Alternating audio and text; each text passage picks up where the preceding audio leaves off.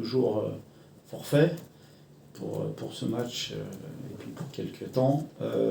Nous avons, comme vous l'avez su, Ocon et Gala qui sont revenus de sélection avec des blessures.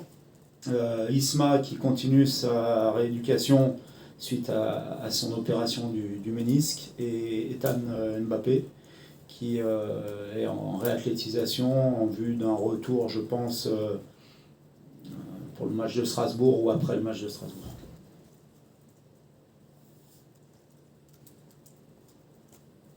Et par rapport à André Gomes? Par rapport à André, il est arrivé en bonne forme, puisqu'il s'est entretenu avec un prépa physique. C'est un garçon qui a un gros volume de jeu et qui est déjà, par rapport aux tests qu'on a pu faire, plutôt bien dans ce domaine-là, niveau aérobie. J'ai échangé avec lui hier, je vais le refaire encore aujourd'hui pour savoir comment il se sent, parce que c'est très important, et notamment pour un joueur qui a beaucoup d'expérience comme lui, d'avoir aussi son ressenti personnel, parce que c'est quand même lui qui ressent le plus les choses et qui peut nous dire s'il est prêt, combien de temps il est prêt à jouer, etc. Donc on aura cet échange encore après l'entraînement de cet après-midi. Mais on est très heureux de l'avoir avec nous, parce que c'est un très très bon joueur. Un joueur qui a évolué à Barcelone, qui a évidemment après été blessé malheureusement pour lui, mais lorsque vous évoluez à Barcelone, c'est que vous êtes forcément un grand joueur. Donc on est content de le retrouver. Je n'aimais pas jouer lorsque j'étais à Rennes, je n'ai pas joué contre Lille quand il était à l'intérieur du jeu. Il me faisait beaucoup de misère. Bonjour Bruno, Tanguy Lejeune pour France Bleu Nord. Bonjour. Un mot par rapport au cas Zegrova. Est-ce que vous avez pu discuter avec le joueur, avoir son point de vue par rapport à ce qui s'est passé? Et est-ce que peut-être il y aura une mesure qui sera prise à son égard ou pas? Alors oui, j'ai discuté avec lui. La discussion restera entre lui et moi. Je ne vais pas vous dévoiler ce qu'il m'a dit et ce qu'on s'est dit. Il n'y aura pas de sanction puisque ce n'est pas dans le cadre du club. Donc, voilà, j'ai aussi la version d'Edon et j'ai confiance en Edon. Donc il n'y aura absolument rien de notre part. Oui, c'est un peu dans le même type de thème. Pour les joueurs qui étaient sanctionnés par rapport au PSG, c'est le débat est clos, tout va bien. Oui, le débat est clos. J'ai défini des règles en début de saison. Il n'y en a pas énormément, mais elles sont à respecter. Voilà, ça arrive, ça peut arriver. C'est arrivé une fois. J'espère que ça ne se reproduira plus. Mais pour moi, le débat est clos, l'incident est clos, et mon jugement par rapport aux joueurs en question n'a pas varié. Ça reste des joueurs sur lesquels je compte énormément, au même titre que tous les autres, donc il n'y a aucun problème. Bonjour Bruno, Nathan Bonjour. Bordol pour l'équipe. Concernant Jonathan David, qui a joué mercredi très tôt, Oui. je crois, est-ce que vous compterez sur lui demain? Est-ce que vous pouvez le faire débuter, ou est-ce que c'est juste par rapport au voyage qu'il a dû faire depuis le Texas? Oui, il a voyagé dans la nuit de mercredi à jeudi. Le club met à sa disposition un avion privé pour qu'il puisse venir directement demain nous rejoindre à Saint-Étienne, et que du coup il puisse bien récupérer ce soir chez lui. Donc il n'a pas joué beaucoup le deuxième match, il est rentré en jeu. Je crois que c'est un joueur qui a l'habitude de tout ça, qui a démontré que malgré les voyages, malgré le décalage horaire, il était capable de débuter, de jouer et de bien jouer dans ces conditions-là. Donc je compte évidemment sur lui. Bonjour, Jean-Marc Devray, Sport 59-62. Même si vous aviez beaucoup de joueurs en sélection, est-ce que cette coupure, cette trêve internationale vous a fait du bien après un mois d'août très chargé? Oui, pour ceux qui ne sont pas allés en sélection, il y a eu pas mal de jours de repos. Je pense que c'était nécessaire pour plusieurs raisons. La première, évidemment, parce qu'on a enchaîné 7 matchs en un peu moins d'un mois, et donc évidemment qu'il y avait un peu de fatigue. Mais la fatigue, elle est surtout mentale dans ces moments-là, parce qu'on laisse beaucoup de force. En plus, on a joué quand même 4 matchs de Champions League, qui étaient des matchs décisifs et des matchs coup près, à la différence des matchs de championnat. Donc on laisse beaucoup de force dans la préparation de ces matchs. pense que c'était utile pour les joueurs qui n'étaient pas en sélection de leur donner une bouffée d'oxygène pour qu'ils puissent récupérer. Pour les autres, forcément, il y a les matchs internationaux, il y a les déplacements, il y a les voyages. Mais ça fait partie des grands clubs d'avoir des joueurs internationaux si on veut remplir les objectifs. Il y aura certainement des plages où je pourrais aussi leur donner le temps de récupérer. Bonjour coach. Bonjour. C'est des joueurs dont on entend plus parler dans les points d'effectifs, donc je suppose qu'ils vont mieux. Je parle de Raphaël Fernandez et Hakim Zedaka. Oui. Est-ce que vous pouvez nous dire comment est-ce qu'ils se portent? On a revu par exemple sur les photos du club très récemment à l'entraînement. Et est-ce que vous comptez sur eux? Nous, on n'a pas eu l'habitude de les voir l'année dernière par le passé avec Paulo Fonseca.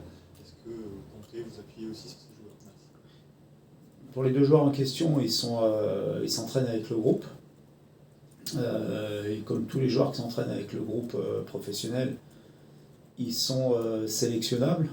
Après, je fais mes choix par rapport aux formes des uns et des autres. Mais voilà, ce sont deux joueurs complètement intégrés à l'effectif aujourd'hui. Bonjour Bruno, Bonjour. Bourrès pour l'AFP. Deux questions. La première concerne Nabil Bentaleb. Aux dernières nouvelles, il était allé voir un cardiologue. Est-ce que depuis, il y a d'autres nouvelles? Et deuxièmement, je me souviens que vous aviez parlé de vents contraires avant la trêve, parlant de plusieurs blessures. Voilà, c'est plus des vents contraires, c'est des tempêtes. Comment est-ce que vous réagissez par rapport à ça? Quel est votre sentiment par rapport à ça? Alors concernant Nabil, il y a un secret médical qu'on doit tous respecter, donc je ne peux pas vous en dire plus.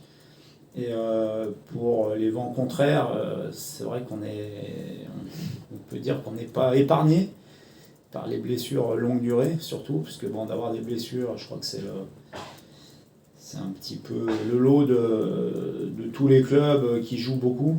Et on voit qu'avec le calendrier infernal qui nous est imposé par les instances internationales, je ne pense pas que ça va s'arrêter, au contraire. Et j'espère que les joueurs, notamment les joueurs internationaux et les très très grands joueurs, vont suivre le mouvement de certains, parce qu'à un moment donné, il faudra que ça s'arrête. Voilà, je referme la parenthèse. Maintenant, les vents contraires, il y a deux façons de les aborder. Soit on s'apitoie sur notre sort, soit on se dit que c'est aussi un moyen de montrer qu'on est fort, qu'on est capable à résister à tout ça, à surmonter ces difficultés tous ensemble. C'est ce qu'on a réussi à faire sur le mois d'août, même si on reste sur 2 défaites consécutives. Une qui n'a pas prêté à conséquence puisqu'on est resté qualifié, mais une autre contre le PSG qui me laisse un peu quelques regrets, parce que je pense qu'il y avait les moyens de mieux faire, qu'on aurait dû mieux faire. Je ne veux pas revenir sur le deuxième but qui nous a été refusé, mais je maintiens qu'il était valable, contrairement à ce qui a été communiqué 48 heures après le match. Mais même sans ça, je pense qu'avec un peu plus d'ambition et d'efficacité, on aurait pu mieux faire. Donc là, on revient sur le championnat après une trêve internationale. On sait que ce sont toujours les matchs les plus difficiles à négocier face à une équipe qui n'a pas gagné, qui n'a pas marqué. Si on pense que ça va être facile à Geoffroy Guichard avec le retour de leurs supporters, on va au-devant d'une grosse désillusion. Donc il faut très très vite être prêt à faire un match de coupe à l'extérieur dans un contexte qui va être difficile. Bonjour Bruno, Stéphane Carpentier pour La Voix du Nord. Justement, pour vous, est-ce que c'est encore un match particulier pour vous d'aller dans le Chaudron, et à quel accueil vous attendez-vous? L'accueil, je ne sais pas. Retourner à Saint-Étienne, c'est un plaisir. Je l'ai dit plusieurs fois, que ce soit quand j'étais à Lyon ou à Rennes, et maintenant à Lille. On a besoin d'avoir Saint-Étienne en Ligue 1. C'est un grand club, c'est un club historique. Après, oui, il y a une rivalité, puisque je suis lyonnais et que depuis l'âge de 6 ans, je joue quasiment des derbies. Donc évidemment que je ne m'attends pas à être acclamé à Geoffroy Guichard, mais en tout cas, pour moi, c'est toujours des matchs intéressants à jouer parce qu'il y a une bonne ambiance, il y a du public. Et voilà, en dehors de cette rivalité qui doit rester bon enfant, je trouve que c'est une bonne chose qu'un club comme Saint-Étienne soit de retour en Ligue 1. Vous l'avez dit tout à l'heure, le calendrier a été très chargé depuis le début de saison. Il y a aussi la Ligue des Champions qui arrive. Vous avez Mohamed Bayo qui fait un très très bon début de saison, qui a été buteur aussi en sélection. Est-ce que ce ne serait pas le moment aussi pour vous de faire reposer Jonathan David et de faire jouer Mohamed Bayo contre une équipe comme Saint-Etienne? Vous savez, contre une équipe comme Saint-Etienne, je ne suis pas d'accord, parce que je viens de vous dire que toutes les équipes de Ligue 1 sont difficiles à jouer, et tous les matchs de Ligue 1 sont difficiles à gagner. Momo a eu du temps de jeu contre Paris, puisqu'il a débuté le match. J'ai encore une ou deux incertitudes sur ma compo de départ pour demain, mais en tout cas, ce qui est intéressant, c'est de voir un Mohamed Bayo qui s'est ressourcé. Depuis le début de saison, il a fait beaucoup d'efforts à l'entraînement, beaucoup d'efforts aussi, on va dire, dans sa vie extérieure au terrain pour avoir un poids de forme qui soit nécessaire à la performance. Je suis très content de ce qu'il fait. Il a déjà participé à plusieurs matchs. Et c'est un joueur qui progresse, qui reprend de la confiance. Je pense qu'il en avait besoin. Et comme tout attaquant, lorsqu'on est en confiance, c'est plus facile pour marquer des buts. Bonjour Bruno, rebonjour plutôt. Par rapport à André Gomes, c'est quand même hyper déceptif de ne pas pouvoir compter sur lui en Ligue des Champions. Quelle est votre position là-dessus? C'est quand même un joueur de classe mondiale, hein, on peut dire ça, sur lequel, voilà, est-ce que vous saviez qu'en le recrutant, de toute façon, c'était impossible qu'il puisse jouer cette compétition? Oui, quand on l'a recruté, on le savait, puisque la liste avait été clôturée la veille ou l'avant-veille à minuit, je crois.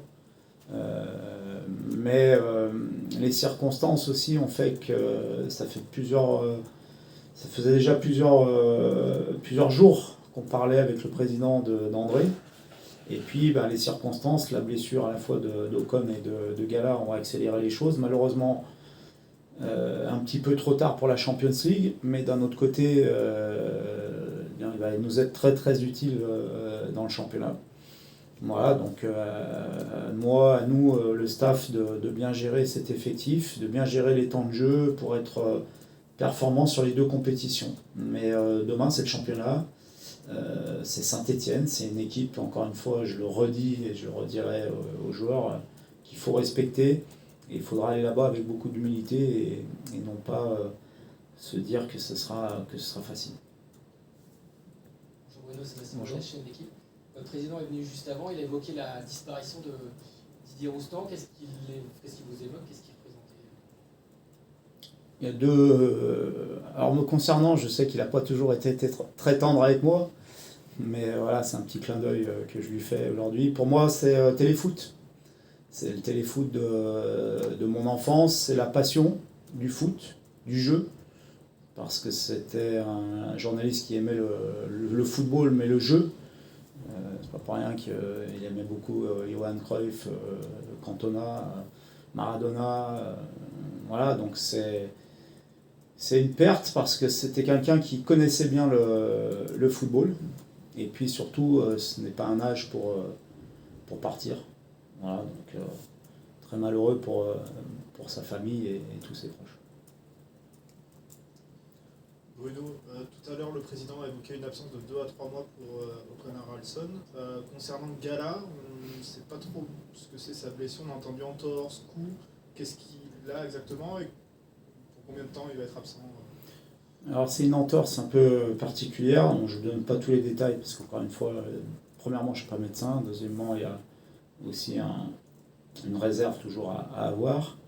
Ce qui est sûr, c'est qu'il a une immobilisation pendant 3 semaines, avec une botte pour marcher, qu'il y aura au minimum derrière ça 3 semaines avant qu'il puisse reprendre, mais ce sont toujours des blessures qui peuvent demander un peu plus de temps. Donc pour l'instant, on est à 6 semaines minimum.